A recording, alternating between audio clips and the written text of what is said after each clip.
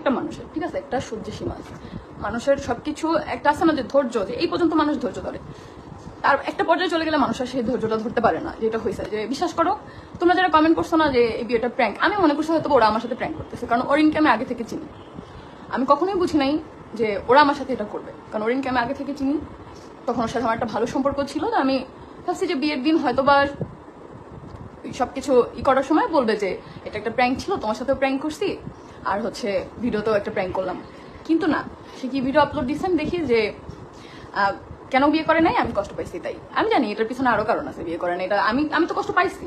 আমি কাকির সময় কষ্ট পাই নাই, তখনও তো আমি কষ্ট পাইছি, তাও তো বিয়ে করছে। আর যদি আমার কষ্ট কথা ভাবতোই, তাহলে কি আমার বাসায় মেয়েকে নিয়ে আসতো? আর অরিনকে আমি এটাই বলবো যে তোর সাথে আমার একটা ভালো সম্পর্ক ছিল, যেটা আর কখনোই হবে না। তুই কেন আসছিলি বা কি আমি জানি না, বাট তুই না আসলে কি অন্য কেউ আসতো? এখানে তোরে আমি কিছু বলবো না, তুই না আসলে অন্য কেউ আসতো, এটাই স্বাভাবিক। আল্লাহ আপনাকে ধৈর্য দিক। যাই হোক, আল্লাহ আমার যে এত ধৈর্য দিছে, আমি যে এই 3.5 বছরের কি কি ধৈর্য নিচ্ছে, আমি আমার আম্মুর বাসায় 3.5 বছরে এত ঝগড়া হয়েছে, সবাই জানো। মুক্তাপুর ভয়েস রেকর্ডটাও সবাই শুনছো।